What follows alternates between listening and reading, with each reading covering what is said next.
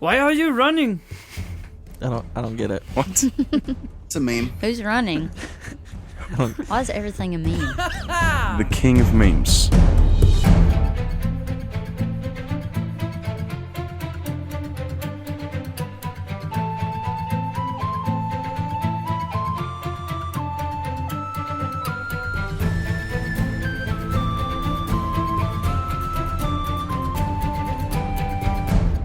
Hello everyone, and welcome to Make Believe Heroes, an actual play, 5th edition Dungeons & Dragons adventure. I'm your Dungeon Master, Paul, and I'm joined today by 4 associates. Hey guys, it's Jeremy. I play Saul. Spaghetti.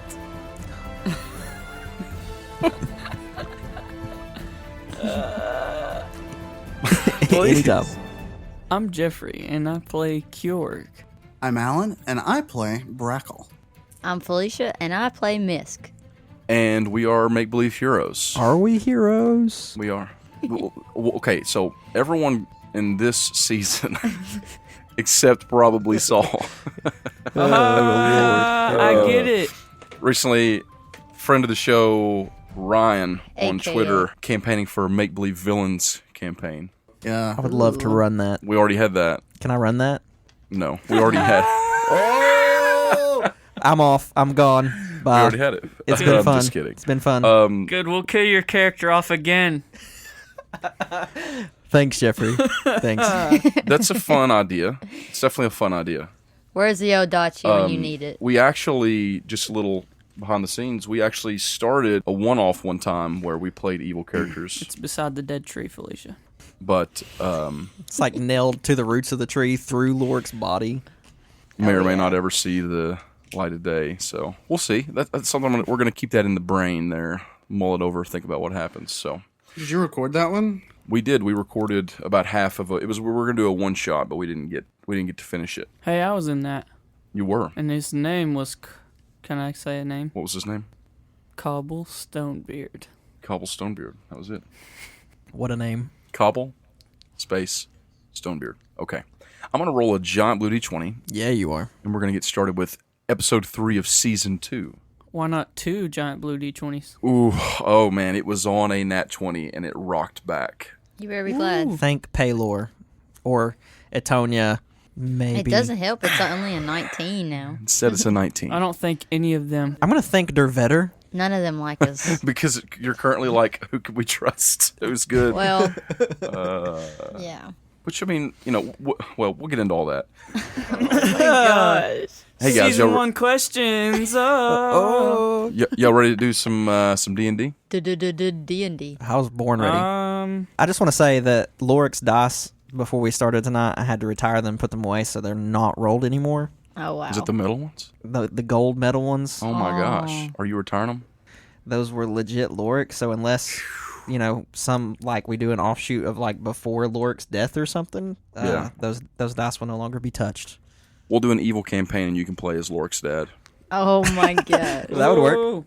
So before we get started, let's see what happened last week on Make Believe Heroes. Felicia, the newest member of our Make Believe group, how would you like to give us a simple rundown of what happened last time, if you can remember? We're in the land of make-believe. We So are. I can make all this up, right? No. Yes. So pretty much to sum that up, what do you get when Brackle and like 5 guys in a street? What do you get? A lot of dead It's like, people. wow. No, not that. Pretty much, Brackle messed some guys' faces up He did. for a woman. For Lelia. That's true. Then what's that guy with The the mysterious guy. mysterious man with the tool? What's the The Paylor sword.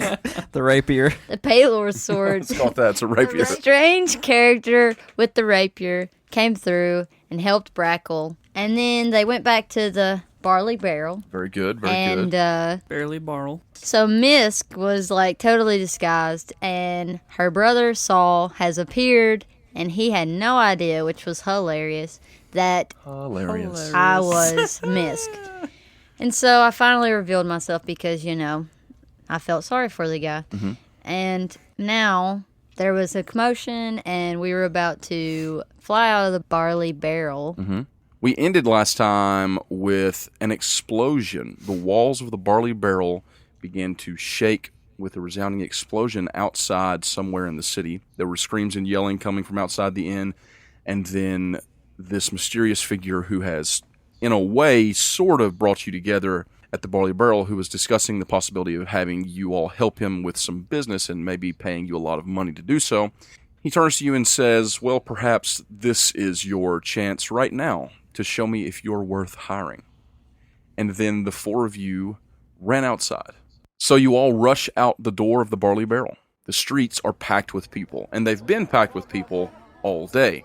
But now it is pandemonious. So the barley barrel is near the northeastern gate that heads into the core. So the core of Branshire is the center of the city. It's a very beautiful area that's got the greenest grass, and there is an orchard there, and there are the three main houses, like the biggest and most lucrative and beautiful houses in Branshire that house the quote-unquote royal family, the family of the mayor, along with the Temple of Pelor. Boo!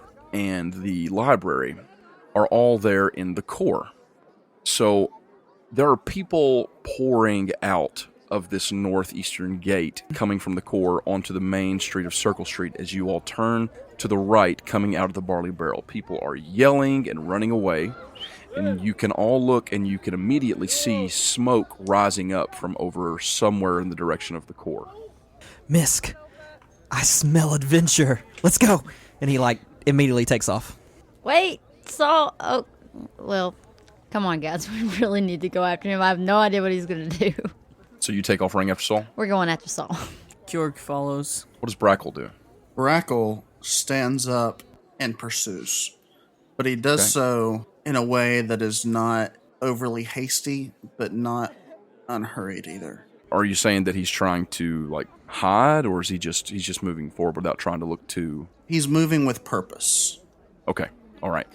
So the four of you begin pushing your way through the crowd, and like I said, there is a throng of people rushing out of the core. The city is full, and so people have just kind of been everywhere. But at this moment, there are people screaming. You see a couple of interested parties that are walking in the direction of the core, trying to get a better look at what's going on and things like that. But for the most part, it is not an angry mob, it's a scared mob. And, in fact, it's to the point that, Brackle, you might see a young boy at one time that's trying to keep up with his mother and is in danger of being trampled. I mean, it's dangerous. I trample him. No. I'm just kidding. Oh my God. Thank you. So you all are pressing in that direction, and it takes you a few minutes, but once you get through the actual gate itself that leads into the core, it opens up and you're able to get a better view. And inside the inner walls of the core, you can see from where you're standing all 5 of the major buildings inside. There's the big orchard in the center of the city. You can see the tall, beautiful houses standing off in the distance, the library, and of course the great and majestic Temple of Pelor with its gold and white trimmings. But one of those houses, which you would recognize, Brackle, as the third house, is not in the best of shape. A portion of the main roof has been blown off completely. There's debris and chunks of wood lying all over the green grass, just smoldering and on fire. And there are great billows of smoke pouring out the top of it. People are screaming and running around trying to get away from it. And you can all see this same house on fire. Saul, I'm gonna use stealth. I'm gonna try to stick to the shadows and get closer to the house and get an idea of what's going on. He's gonna look over his shoulder at Misk real quick and be like, maybe there's a Belor here, and then he's gonna step into the shadows. Okay, give me a stealth check. That's a 14. Okay, that's not bad. So you're not, quote unquote, one with the darkness, but you are doing a pretty good job of going unnoticed. People can see you. The light of the cigar, it kind of is a tell. And there's not that many shadows. It's still late afternoon. The 5 bells signaling the end of the day haven't even rang yet. But there are shadows, and they're lengthening. So you're able to blend in and make yourself scarce, more or less, as you make your way through this pressing throng, heading in the direction of the burning house. What are the rest of you doing? The house is on fire. Yes. People are running away from it, screaming. I will run to the house. You run full speed toward the house. Yes. Okay, Kjorg is running full peel toward this burning house, and people are just bouncing off of him as he goes. Yeah, I'm behind him. You just like you're I'm trying. behind him you're basically like, drifting behind him yes, like a car yes. following a semi. Yep. All right, It's called drafting. drafting. I said drifting. You're right. It is drafting. Brackle. Brackle is going to walk the perimeter, try to assess the situation, and find a safe way in. Okay, so I think this is a good time. Let's go ahead and roll initiatives. Here we go. Oh, man. All right, so what's everybody got on those initiatives? 18. 18, Brackle? Saul got a whopping 4. All right. 17. All right, Miss. Sorry, I don't play D&D. What'd you get? 18. Okay. Brackle, I'm assuming you have the higher dex. I've got a +3. Yeah. What's yours? +1? Yours? +2. +2. Mine's a 16 at the base. All right, so this is a skills challenge. Wow. Oh, no. Whoa. Oh. Brackle will go first. Oh, no. Kjorg will go second. Yeah. Misk will go third. And Saul will bring up the rear. Haha. He's the behind. Because he is the rear. He does have a tail. That's Oh, true. that's true. So does Misk.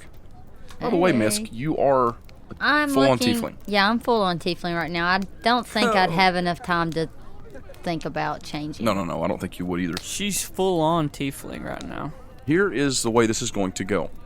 You're all going toward the house. Now, I'm not saying that you all have to save people or do whatever, but here's what's happening. You're moving into a situation where there are many people that are in danger. There are some people that are trying to run away, some people that are still inside the house. You're going to go in order using your skills and or attacks and or spells or whatever you want to do to play this out narratively. If you all decide to go in and save people, we'll play that out. Whatever you're going to do, we're going to go in order using our skills and abilities. So, Brackle, you said that you'd like to move around and get a look at the place. So, why don't you roll me a perception check? I got a natural 1. Oh, no. Spoopy-doo. Great job. Brackle. You We're are dead. immediately blinded. Fire shoots out. So how would Brackle go about doing that? What's he do? So, knowing kind of the layout of the house, he would try to look for the known entrances and kind of see whether they're safe, like put his hand on the doorknob, that sort of thing. Okay. Thank you, Alan. You come upon a side door that you know to be like a servant's entrance. Is where this a door? the cooks go in and out and things like that. You come upon a door and you feel over the handle. You put your hands up to it to see if it's hot, and it feels completely safe.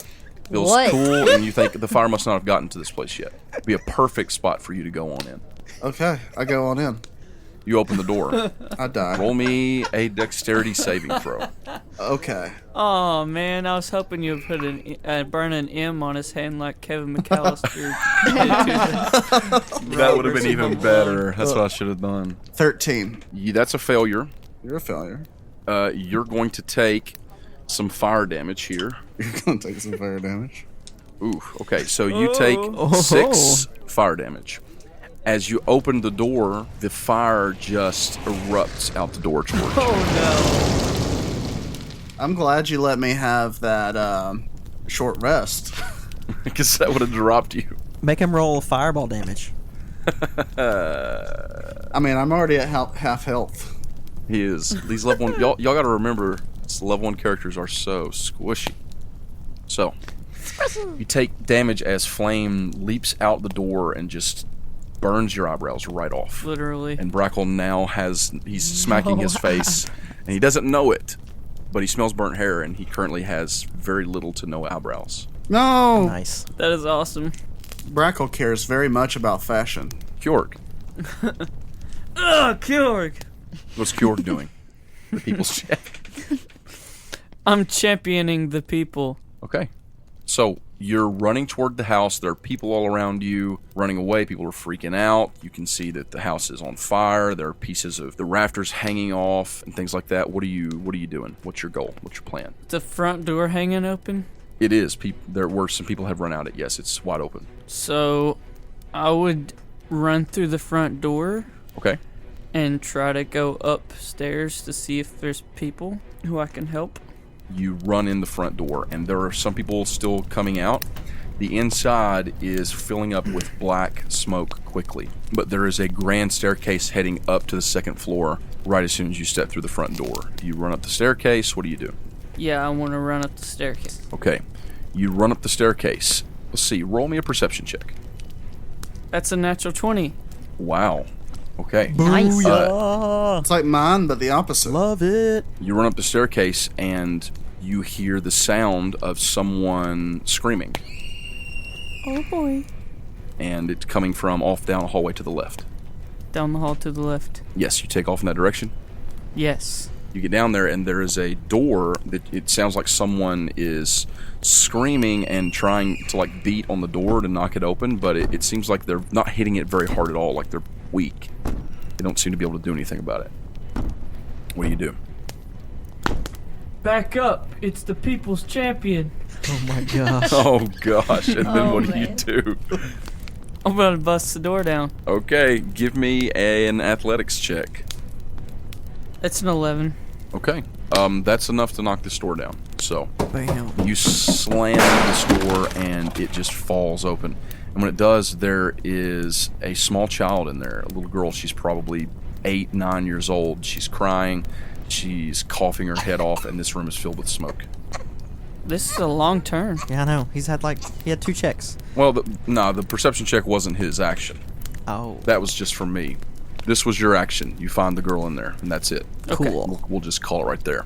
Okay. Now it is Misk's turn. Okay, so I was thinking, like, since he's up in the house and stuff like that, I'm not really athletic.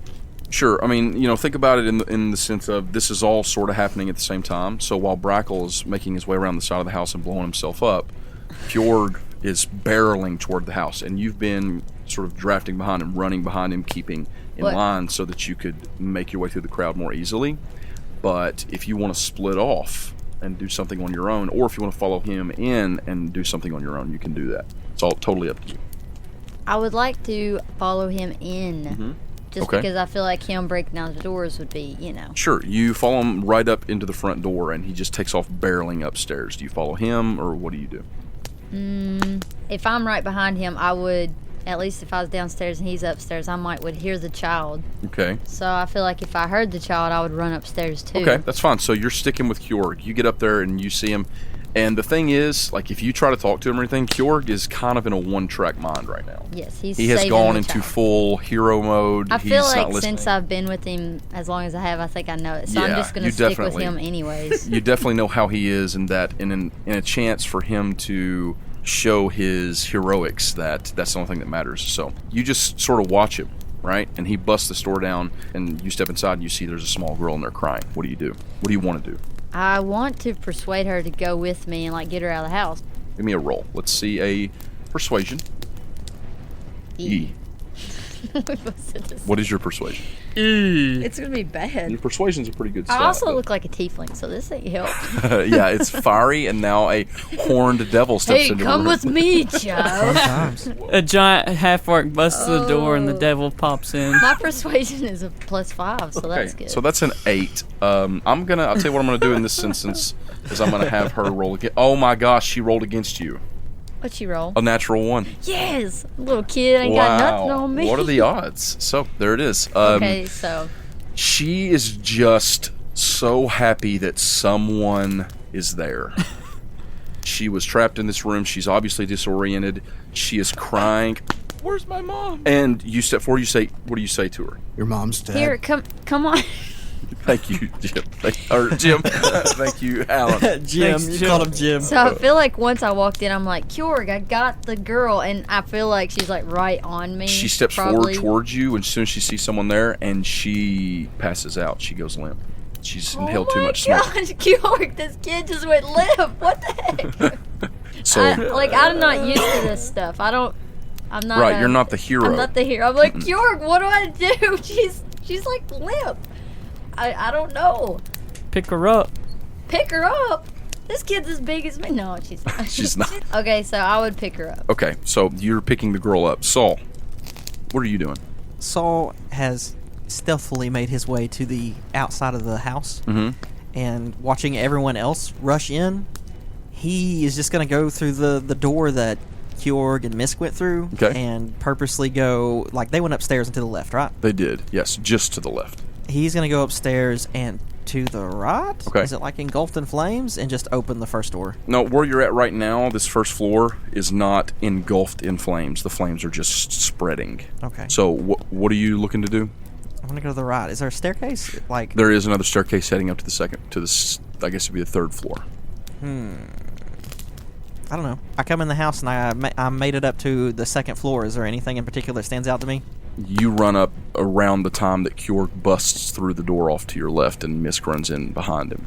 I'm going to run on upstairs. Okay, you hear screaming, and you notice that the farther up you go, the worse the smoke gets and the harder it gets to see, and also breathe, which hasn't typically been an issue for you in the past, but you find that this new body, its lungs prefer clean air to smoke-filled air, and this isn't like your cigar. It's messing with your head a little bit. You're coughing, and you can definitely see and hear figures moving in the smoke, and it sounds like there are lots of screams and cries up ahead.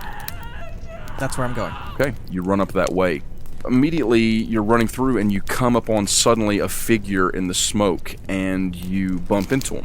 And they turn around, and what you see is a little bit disconcerting. You see a figure dressed in solid black robes.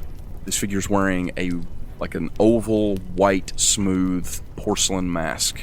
There's 2 holes for eyes, but there's nothing for the mouth. Instead, there is this symbol on the mouth of the mask. It is in the shape of an eye with a straight line down the middle, half the eyes open, half the eyes closed. Get out of my way, peasant! What are you doing? And I want to intimidate them to run away. Okay, you want to scare them? A red devil in the dark? I'm a red devil in the dark. Roll me an intimidation check. It's a natural 1. Oh, boy. It's a natural 1. Okay. Saul rolls like a boss. Always. It's that 20. This is the second time he's rolled a natural 1. You cursed us, Paul. He has not got the hang of this stuff. Here we go. So, what I'm going to do... Saul doesn't natural plane well. No. This figure draws its weapon. Because here's the thing. You did scare it. Not in an intimidating fashion. More of a, holy crap, this building's on fire, now there's a red devil in front of me fashion. And it is going to take a swing at you with a short sword. Bring it.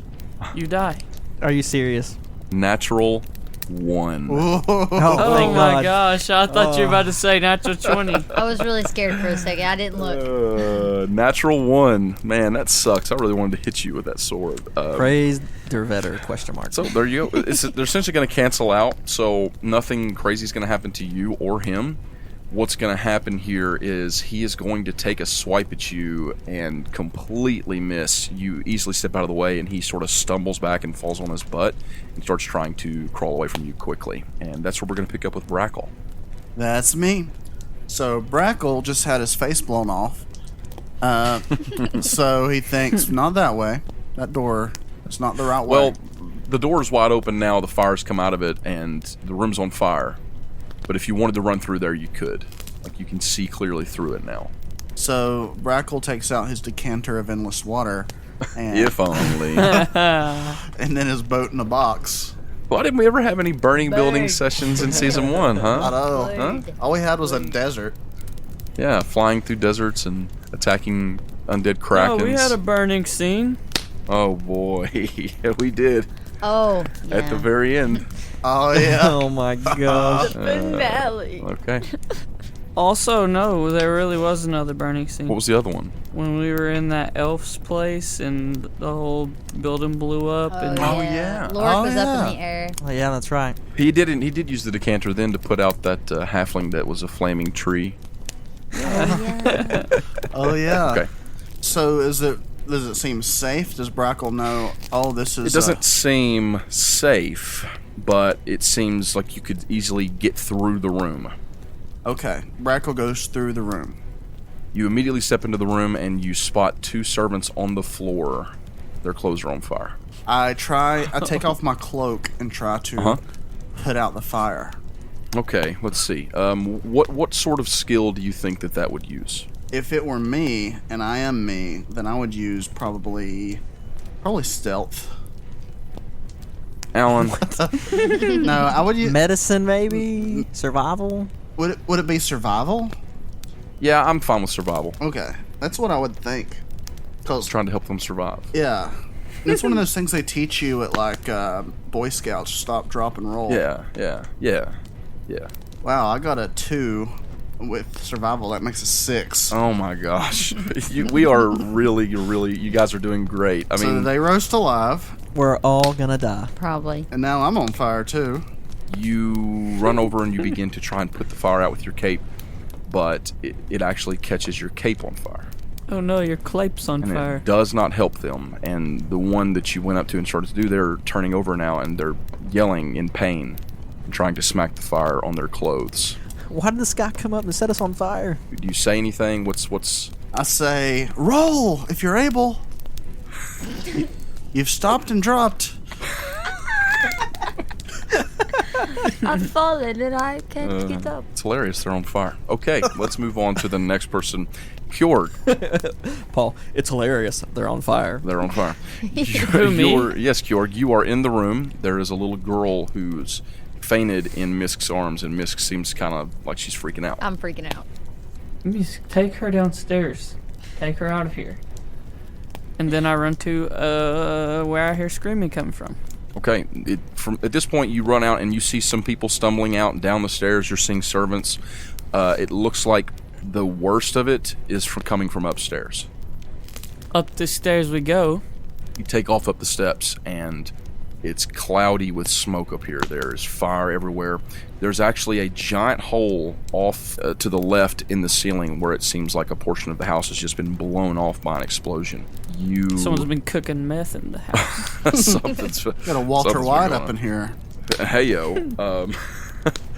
You hear more screams off to the right side, away from like where the hole in the ceiling is. You hear a crash, and you look over, and a beam in the roof has seemingly broken due to the fire and has fallen down, and it looks like someone may be pinned under it over there.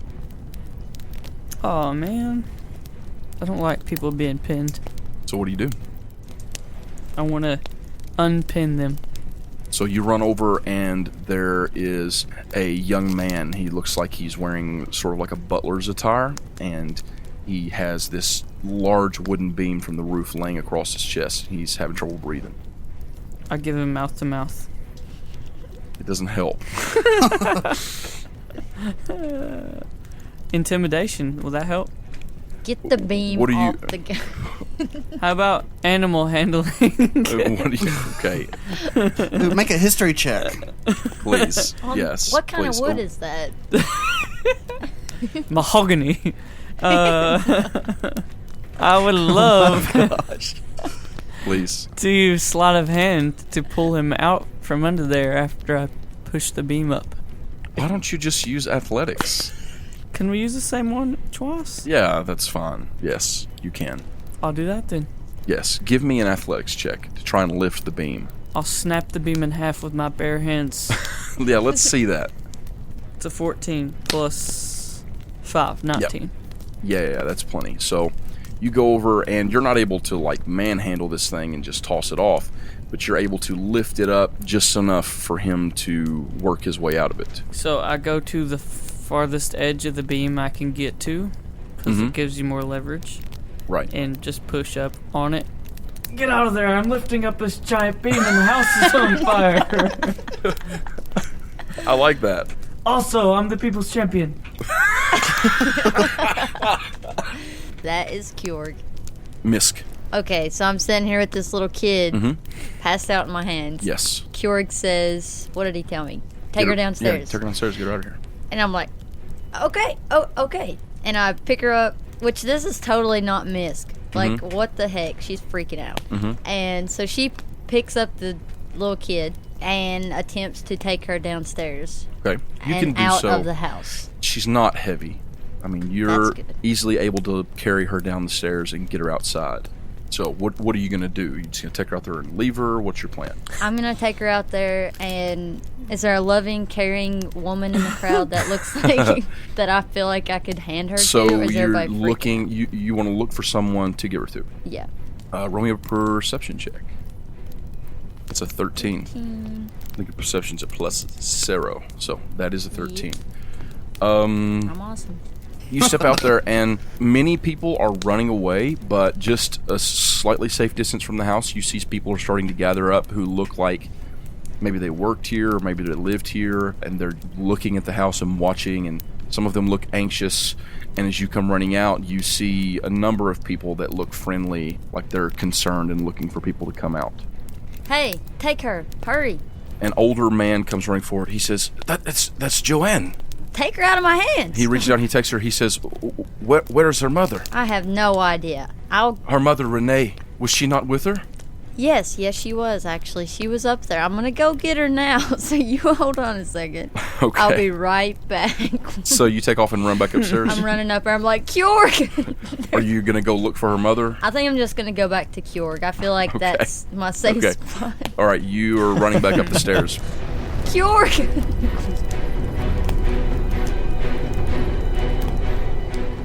Welcome to episode 3 of Make Believe Heroes Season 2. We hope that you are enjoying this season so far. I know that we are certainly enjoying making it for you. As usual, we have a few things to get to right away, so let's go ahead and take care of some business.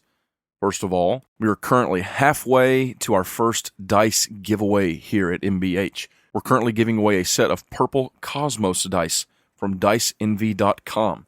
If you have not entered to win those dice, you can do so by sharing a link to the show with a recommendation on your favorite social media and either tagging us in it or shooting us a screenshot to let us know that you've done so, or by leaving us a 5-star review / sending us a screenshot of the 5-star review that you have previously written. For more details on that, you can visit our website at makebelieveheroes.com, where we will have details on the giveaway on the webpage. And while you're there, you should also sign up for our newsletter, which will be the easiest and quickest way to learn about all future announcements and giveaways. Speaking of diceenvy.com, the people at diceenvy.com are making some incredible material for your gaming table. Dice like you have never seen. If you're looking to add some flair to your dice game, go to diceenvy.com right now, where they're selling exclusive dice that you can't get anywhere else. Beautiful acrylic dice, metal dice, as well as some really nice little metal tins. In fact, for our contest, those Cosmos purple dice are coming in one of those fancy Dice Envy tins. You can also subscribe to their monthly subscription dice box, starting at just $5 a month. Perfect gift for the upcoming holiday season. Go right now. Check them out, diceenvy.com. You will not regret it, and tell them that we sent you using the code ALLCAPSHEROES to get 10% off of your first month from the diceenvy.com subscription. So go now. Check that out. Get some sweet new dice. Of course, you may have noticed all the many sound effects, music, and backtracks that we use in our episodes. You can find many of those at battlebards.com, where they have basically everything you could need for D&D or RPG ambience at your table. And if you go right now to battlebards.com and use the code MBHPodcast, you can get 15% off of your BattleBards Prime subscription. So go check that out. How about some reviews? We've got a couple to read for you today. One is actually one of the first reviews that we ever received from the show way back in January from T-Baggins46, titled Great Listen. Had to listen to both episodes and can't wait for the next. That came out after the first week of the release of our show, when we only had the first 2 episodes out there. Thank you, T-Baggins. I hope that you've stuck around for the long haul. Secondly, we have a recent review from KVDRPG. One of the greats, a reluctant but dutiful paladin with a -1 on religion and a socially awkward, snobby elf wizard obsessed with magic items, embark on a seemingly unintelligible quest. Good production values. Thank you, KVDRPG. We work really hard on those production values, and I think you'll find that they get even better as we go along. So that should just about do it for this week. Go to Facebook, Twitter, follow us there at MBH Podcast, facebook.com/MBH Podcast. Visit our website at makebelieveheroes.com, and keep your eyes and ears open for that Halloween special that is definitely coming a little after Halloween, but we promise it will be worth the wait. Let's get back to the show, shall we?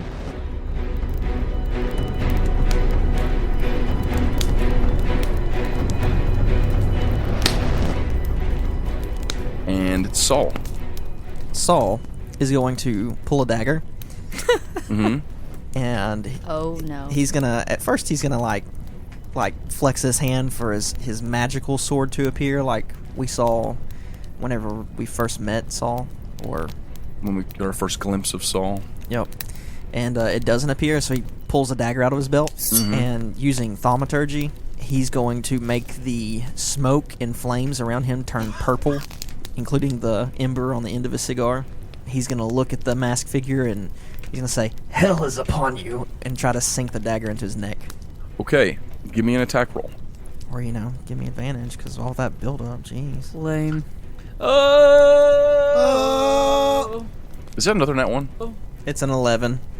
No, it's Oh, God. I wish it 11. was. 2 ones. See, the reason I'm not going to give you advantage is, simply put, the room is filled with smoke. It's actually getting hard for you to see and hard for you to, breathe.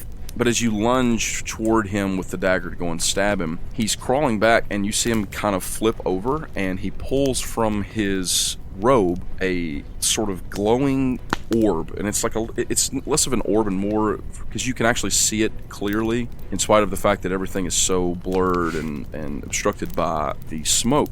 But it's this like a vial, like a circular spherical vial.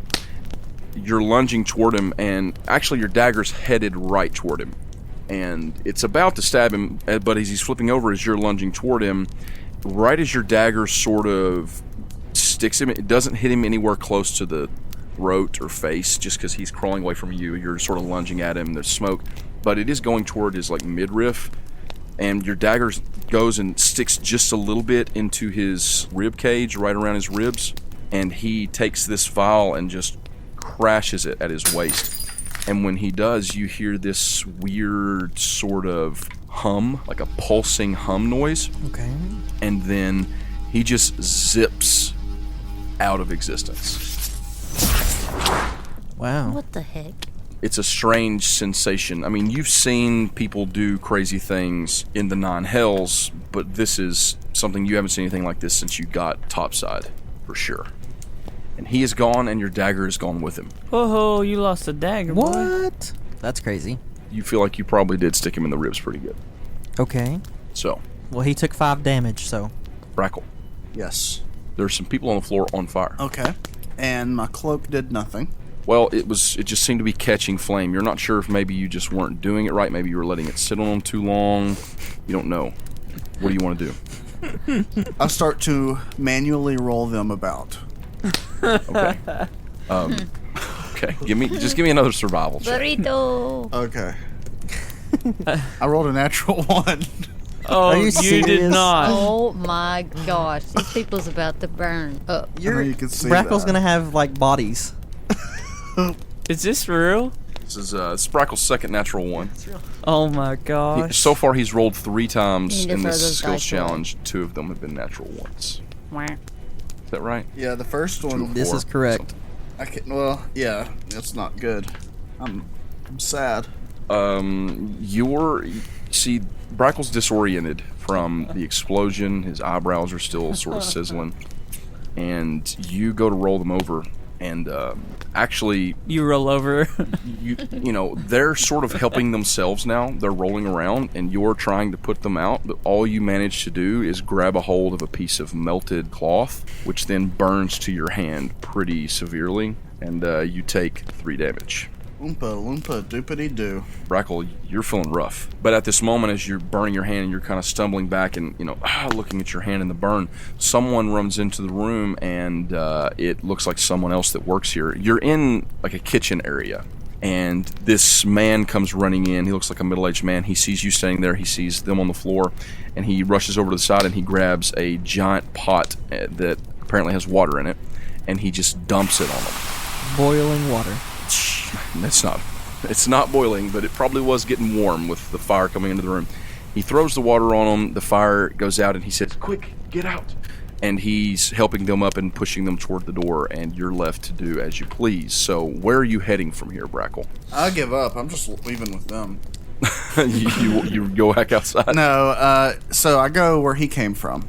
Okay, you take off down that hallway, and it's just a short hall that leads out into the main hallway of the bottom floor, which leads downwards. You've been in this house before, probably for special events. Nothing, you don't know the place intricately, but you can tell from where you're looking that that's leading to the main entry of the house and things like that. So You take off in that direction. Kjorg, Yo.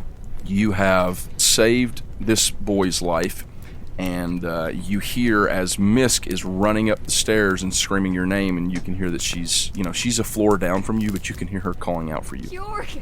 I run to her. You run back down the hallway and go to head down the staircase. You make it down to the second floor around the time she makes it up to it. What is it? There is someone named Renee, and she's somewhere in this building. I have no idea. We gotta find her. Renee! I mean, okay. Good start. Now, where's that room that we were just in? Maybe she's near there, or maybe she's somewhere. This fool. So I run This to the fool. room where Renee is possibly where the child was. Okay. You run into the room, and the fire has caught in the ceiling in this room very badly. The ceiling is now sagging and black, but you can see across the room there are chunks of the ceiling that have already fallen down in wood, and there is someone underneath it. Oh boy. Am I right behind him? I grab all the burning wood. Okay. And runs outside with it. Just give me a constitution check here. It's a 19. Okay. 18 plus 1. You rush forward, and all of the wood that you're seeing is either on fire or just piping hot, but you just grit your teeth and bear it as you lift up the wood. You're not able to get her out while you're holding up the wood, so do you tell Misk to pull her out, or... Yes. Miss, grab her. You tell Misk to grab her, you run up, you grab the wood, and you pull it up. Misk, he is holding up burning hot wood. So I need to hurry up. Yes. Okay. And I run over to Renee. Okay. And, I'm which not... I think it's Renee. You hope it's Renee. We hope it's Renee. You can tell that it is a woman. I mean, that's about all you can tell. So I go over to the woman, and I'm going to attempt to pick her up and drag her out from under the burning hot. Okay. That would be a... Athletics. Give me an athletics check. Uh-oh. Okay. This is gonna be bad. A 10. Very, very, very average. So 10. what you manage to do is you hook your arms under her armpits and you begin to pull her back. And you're pulling her back, but you're not able to get her out fast enough for Kjorg to not get hurt. Oh, I'm sorry, Kjorg. That's not bad. Kjorg, you take 2 points of fire damage in the time it takes her to pull this unconscious woman from underneath the fiery boards. I feel nice and warm. Yes, you do. Toasty. You pull her loose, and then you can just drop the boards. Drop them. Okay, you turn around. There's Misk. She's sort of holding this woman up. The woman is unconscious. A quick glance, you can see she does have a bloody spot on her temple, and she's got a series of burns. So I'm going to carry her out the door. See if you can find anyone else. You pick her up and you take off out the door. Misk, since this is just kind of melded into your turn, about this time as he is saying that and you step out the door, you hear a scream from upstairs. It sounds like sort of like an older man screaming. You're not sure if it's a scream of fear or pain, but you hear it come from upstairs for sure. Okay, so I'm going to attempt to run up there. Okay, you take off up the steps. Saul, you're upstairs. You just stabbed a man, and the man blipped out of this existence or whatever. What are you doing? I'm more powerful than I thought. Oh my God. I'm gonna Banished him to the hills. Yeah. To the hells he went. I'm gonna examine just the area I am. Like, it's getting super bad. Like, is there anybody else up here? Are there any doors that I need to open? Do I hear anything? Okay, so a lot of the smoke is billowing through the giant hole in the roof that you can see up ahead of you, where chunks of the ceiling are broken down. And as you're sort of examining this, you spot up ahead of you, because you're down low right now, so you're sort of hugging the floor, which is a good place to be at the moment, and you can see someone splayed out on the ground up ahead of you near the edge of where this giant hole has been blown in the house. And as you spot them, you feel the floor sort of shift a little bit, and a chunk of this floor of the third floor of the house seems to be breaking off over where the fire is burning, and the house has a giant hole in it, and you realize that that person is about to be dropped into fiery depths. I would love to watch that. I'm gonna acrobatically, using my tail to like jump and skip through the flame, try to go and grab them, perhaps with my tail before the floor collapse. Okay. I'm cool with that. You're trying to be quick and grab them. So roll me an acrobatics check. Here we go. I swear if you roll in that one. I got an 8 on the dice, so it's a 12. So that's a 12? Yep. Okay. I mean, you're not as good at it as you would have thought. As everything keeps happening with Saul. Exactly. You're a little surprised at how slow you are and frustrated by it, but you do get over there just in time to grab them and pull them back over to what seems to be a safer part of the floor. You can see now it's a young lady. She looks like she's wearing sort of expensive clothing. She's got a necklace about her neck. Looks like it could be a type of pearl or something like that. And she is unconscious. And she has black soot all over her face. She's knocked out. She is. I'm taking the necklace, put it in a pocket. Okay. And I'm picking her up and walking out. Okay, so you can pick her up and you start to walk out. She is very heavy as you're making your way toward the staircase. Brackle. Yes. At this point, you run through the hallway into the main sort of foyer, and you take off up the stairs, right? You're going toward the trouble. Yes, I am. You encounter a couple of people running down the stairs and heading toward the door. I just don't speak. Okay, you just rush past I'm them. like, they know where they're going. Okay, so you run past people. You head up the stairs. You're looking, trying to spot someone in danger. As you run into the room, you see Kjorg run out with someone over his shoulder. You step up to the second floor. You look around. You don't see anyone. As you're coming up toward the second floor, you hear the sound of someone scream, like a scream of fear or pain. As you come to the top of the steps onto the second floor, you see Misk running by you to head up the steps to the third floor. Follow. Okay, so you and Misk are both running up the steps. Saul, as you are walking toward the steps, dragging this woman along with you, you hear the same thing off ahead of you toward the other side of the house. And about that time, the three of you sort of run into each other at the top of the steps. It's the Green Goblin. Godspeed, Spider-Man. Is it Kjorg? No, Kjorg is downstairs. He ran out with somebody. I think is Renee, hopefully. The Misk is there. What up? I found this other one. Perhaps we should leave. It's falling apart up there. As you're saying that, you can all hear off down the hallway as someone says, "No, don't." Okay, Saul drops the woman there and goes running that way. Okay, Brackle, he drops this unconscious woman at your feet. I kind of look stunned, pick her up, and start taking her to safety. Okay, Misk. I'm gonna follow Saul. Okay. Wait, Saul! Saul takes off running down this hallway. Misk follows right behind him as Brackle heads downstairs as he and Kjorg are both taking these people to safety. As you all take off down the hall, you see at the other end of it, the flames are picking up on that end of the house now. It's really spreading out everywhere. It seems to be coming from multiple directions. It's strange, honestly. But you see down there two figures. One is an older man. He's mostly bald on top with that sort of Alfred Pennyworth half ring of gray hair around the side and back of his head. He is wearing black butler's robes, and he is pulled up by the scruff of his neck to the face of a tall figure wearing very black billowing robes and a white mask. Uh-oh. It's very similar to the one that you just saw, Saul, and the mask is porcelain. It's white. It's got the eye holes and then that symbol on the mouth of the eye drawn in black with a line down the middle that's half open and half closed. You two come running forward and you see these two figures standing there. And the old man sees you two as you run up, and at first he looks sort of afraid because he sees a red devil running down the hallway toward him. But then he sees you come up as well, and it sort of snaps him out of it. And he just says, "Help me! Help me!"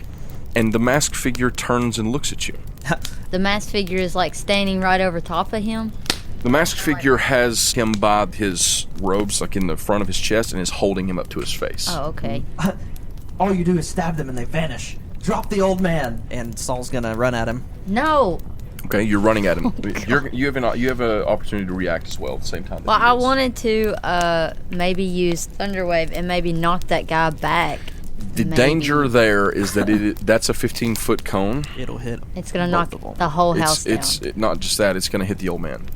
For sure. Poor old man. If you could get up to him and literally cast it like in his with face? your hand on his chest, then you could possibly do that. That would be awesome. Okay, so do you want to rush forward and try to do that while he's rushing forward to try and do this? I would like to do that. Okay, so I'll tell you what. Here's how we will resolve this. Both of you roll me, let's call it an acrobatics check to see who can get there first. I only got an 8. Oh, it's +4.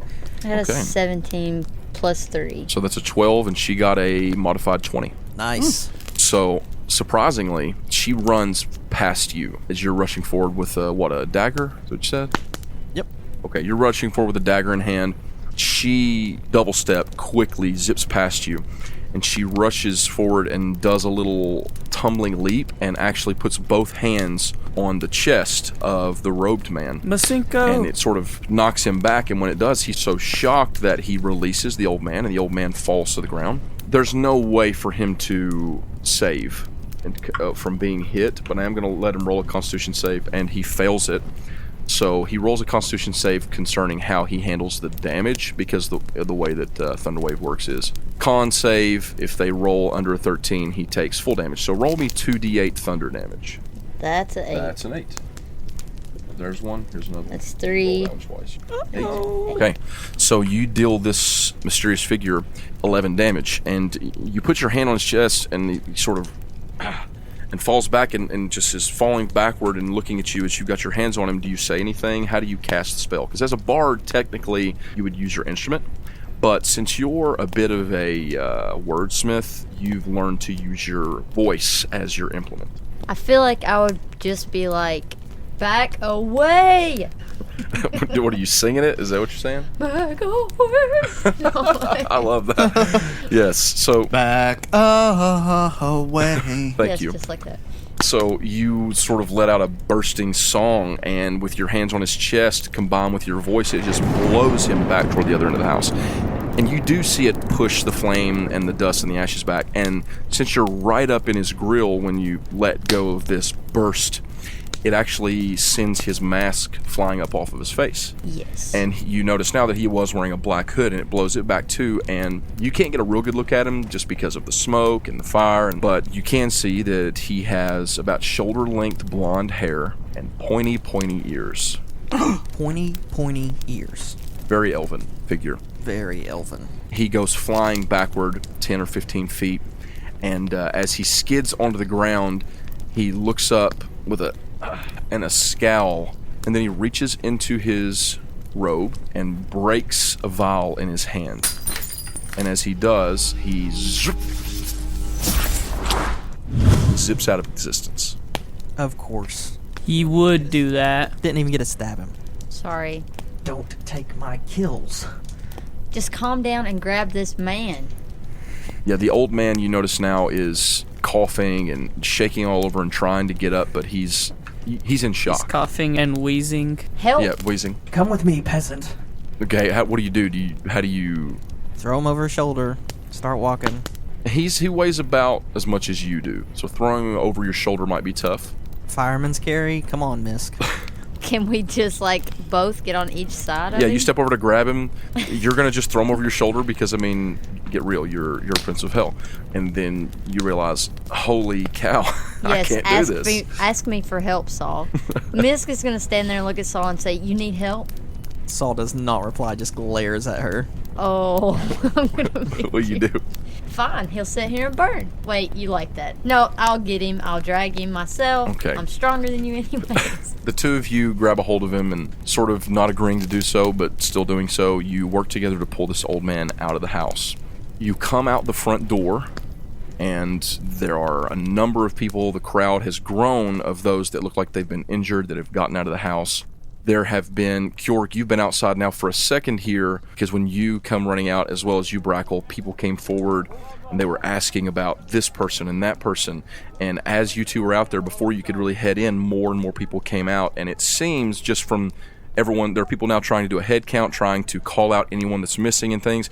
There's just different people being mentioned, different people being called out. It seems like there's really no one left. And then someone says, wait, what about Gerald? And at that moment, Misk and Saul come out dragging this old man, and then you all hear some sighs of relief as you all come down the stairs, and you hear just booms and cracks as great burning portions of wood are falling down in the house. And the third house is now engulfed and consumed in flames. But as far as you know, everyone got out alive. You're all standing there. People are coming up to you and thanking you. Kjorg, the woman that you brought down shortly after you got her outside, and some people were just sort of trying to talk to her and tend to her, get her to wake up. Her eyes flutter open and she's coughing and hacking. She's inhaled a lot of smoke, but she is able to be reunited with her daughter, and they're both awake now and they're crying and hugging each other, and you're confident everything is okay there. People are... She a single mom? Do you ask her? No. Okay. Like, well, I am now. Hey-o. People's champion. What? So, a few moments go by. Now there's people showing up, a few of the guards from around Branshire, which isn't a very large group, but a few of the ones that are sort of hired to, watch over and take care of emergencies like this are showing up. And there are some healers and clerics coming over from the Temple of Paylord just across the way. And as you four are standing there, people are just coming up, and now all of you have sort of just been bunched in together, and people are clapping you on the back. And a man comes up and hugs you, Saul, for... Don't touch... What are you... He finds out that you saved his wife, which was the woman that you stole the necklace from. And, all this is going on. And it's just sort of pandemonious, and you're not really getting a chance to get a word in edgewise. And then you hear someone yell out, "It's the mayor!" I'm not the mayor, I'm the Prince of Hell. And you look over as a figure comes walking into the crowd towards you all, and he's putting his hand on every person's shoulder and sort of greeting them individually as he's walking towards you, shaking hands and kissing babies, as it were. You all get a look at this man. Brackle, you've certainly seen him before. Many times. I stab him. You walk up, he's He's a tall man, just over 6'3", impeccably dressed. He's wearing a shirt of fine silk, deep purple, along with a pair of these very nice black slacks.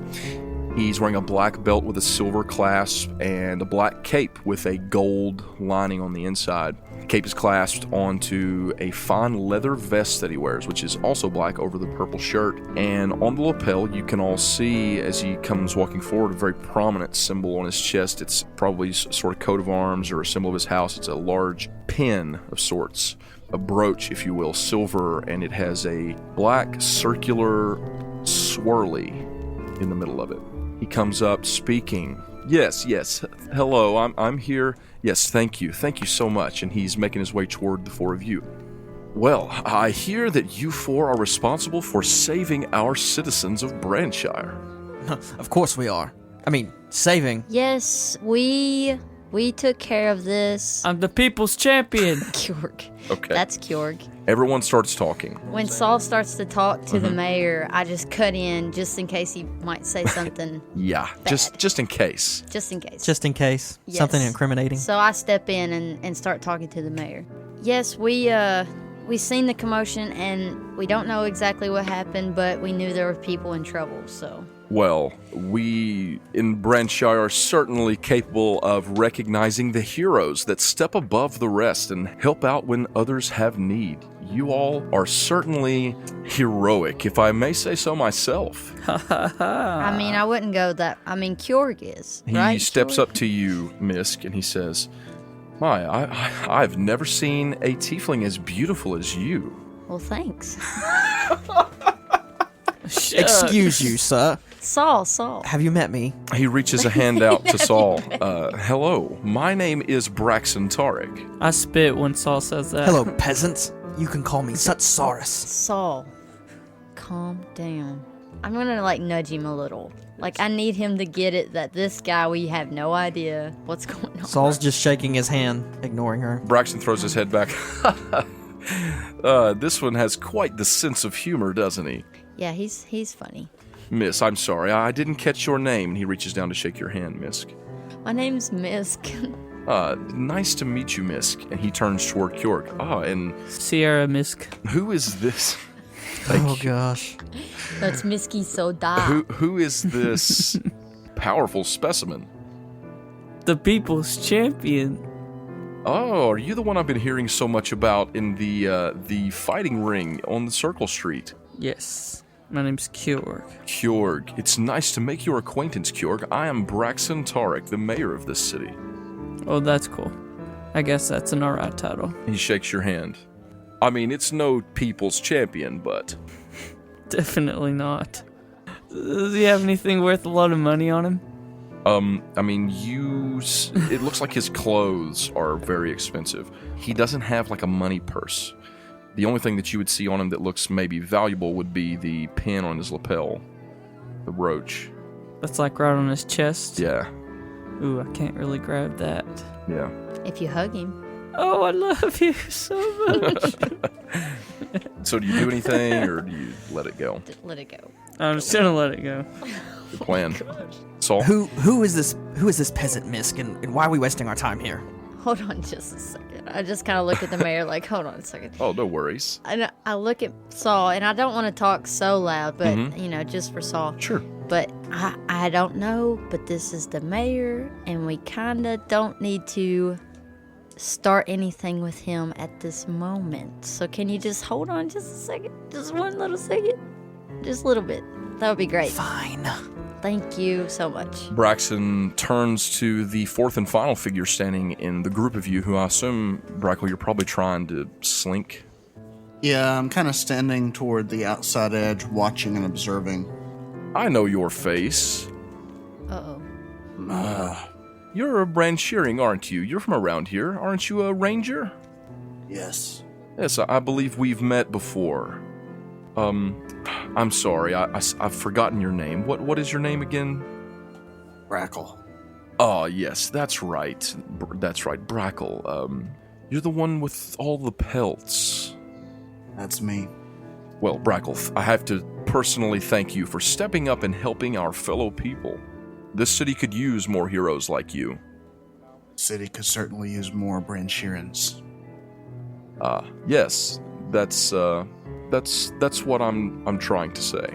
He turns to the crowd and he says, well, it seems that these four have helped in such a great way, saving our own people. My goodness, how wonderful and inspiring it is to see the people of Branshire, and even visitors who probably never would have come had we not opened the gates of Branshire to new vendors to come, to step forward and save our own people. And people start to clap and cheer, and you don't really get the impression that they're doing it for the mayor as much as they are for the four of you. In fact, you're noticing that the crowd has started to build up around all these people that have been saved and helped, and there is a contingent of people that are starting to chant, Cure, cure, cure, cured, cured. And it's just like it was earlier when you all were having the match on the street, and before you know it, everyone is just chanting your name, Kjorg, and it just becomes a chorus of this, and the mayor steps over, and he puts his arm up kind of on your shoulder since you're a few inches taller than him, and he just sort of raises an arm and is parading you as this symbol of heroics and champion. When he grabs my arm and raises it up in the air, I want to take my other arm and pat him on the chest, if you know what I mean. Oh my God. Please. Roll me a d20. Sleight of hand. It's a natural 20. Oh my gosh. Are you... I promise it's really? a natural 20. Oh, wow. Get that pendant, boy. You pilfer his brooch right off his chest. You slip it into your pocket. This is great. And then you raise a fist into the air triumphantly as the people chant. Mostly about the brooch, I raise my fist in the air. Yes, exactly. Cure, cure, cure, cure,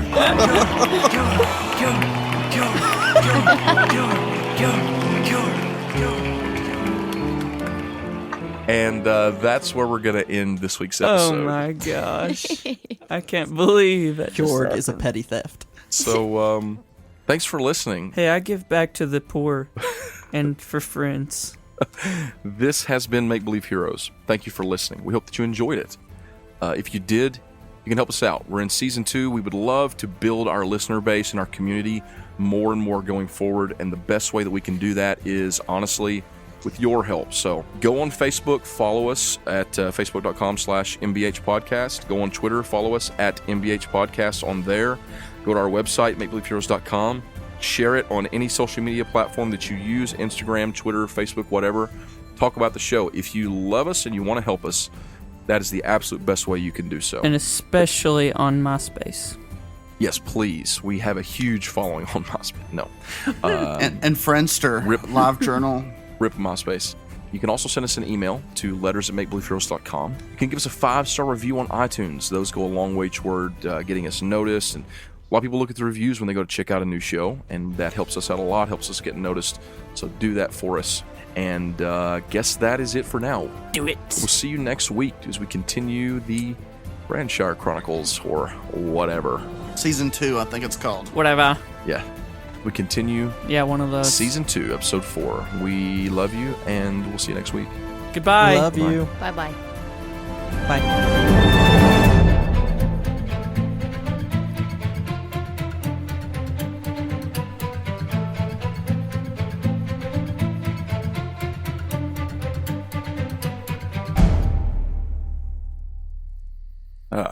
It's a cool night out tonight as we go back to the woodland campsite to answer your fireside questions. This week it's just me, and I'm going to cover a question that we mentioned in the original Q&A episode, but I didn't feel like we really got to cover. That one's on me. So here we go. The question from an anonymous person is, in Season 2, should we expect the same style of game? It's been travel in Season 1. Will it be different in Season 2? And then they asked some about how the party would react to the deaths of Guy and Lorik, and would they become negative and depressed, etc. So some of that, I believe, got answered in the epilogue, and you can now clearly see 3 episodes in, this is a totally different party.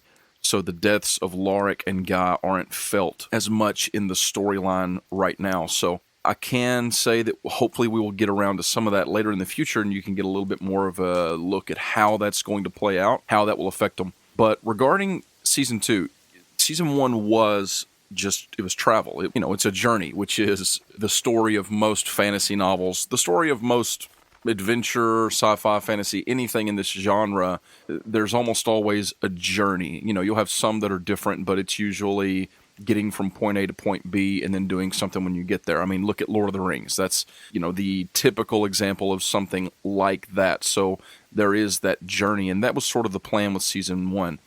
With Season 2, there is still going to be some travel, but it's less about the journey and more about the locations along the way. It's more about a couple of spots. Everything in Season 2 is going to remain central to the Branshire region. It is involving what's going on in that city, events that are taking place now, and I'll just go ahead and tell you that the vast majority of the season is going to take place over the span of the 7 days of the Festival of the Rising Sun. So whereas with Season 1 it took place over the span of, a few months if you count the quick passing of time while they were inside the grove, it's different. It's that was a few months. It took them, I don't know, I haven't figured it up exactly day by day, but it took them probably close to a month anyway to travel from Branshire when Lorik and Sir Vance left Branshire until the time that they actually reached the grove. And then there were 6 weeks or so, something like that took place while they were inside the grove, we think, for all of them. So the first season took place over a longer span of time in-game, whereas Season 2 is going to take place over the span of about 7 or 8 days.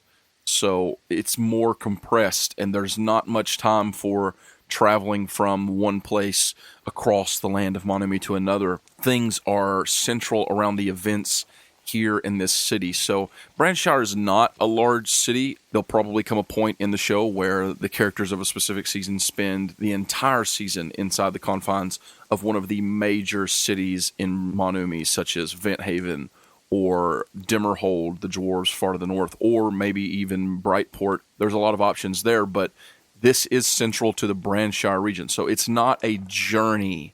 That's not what this is about. It's about a place and the people in that place and how they're being affected. So I hope that gives you a little bit more of an answer. I think that it's unique. I hope that with Season 2 you'll find a satisfying and somewhat different experience from Season 1.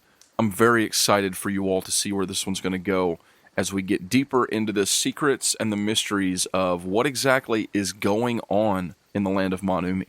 Just a quick reminder about that giveaway. If you have entered, awesome. We've got your name down. We've had a number of people enter for the giveaway of these awesome Cosmos dice from DiceEnvy.com. But I do want to remind you, we've had a lot of 5-star reviews come in the last week, and that is amazing. You guys are fantastic, and we love you. But if you want to be entered into the contest, please make sure that you send me a screenshot of your review, or even just send me an email to letters@makebelieveheroes.com, or a message on Twitter. You can tweet it at me, or Facebook, or whatever. Just let me know who you are and that you submitted the review. You can send me a screenshot, or you could just send me the username that you posted the review under, because if we don't get that, then I don't have any idea how to reach you, and I don't know that you want to be entered. So please, if you've left us a review, thank you. Let us know that you want to be entered into the contest via email, Twitter, or Facebook, what have you, and we will put your name down for the drawing in 1 week. To be specific, we have some reviews from Gladriel, Zunderhill, DM Knickknack. As far as I know, we haven't received any messages or emails from you all indicating that you'd like to be entered for your 5-star review. So please let us know that you want to be entered, and we will put your name down. And hopefully you can win a beautiful set of purple gem-flavored dice. I keep saying gem-flavored, but they don't taste like gem. That would be really weird. Thanks for listening, guys. We love you. Peace.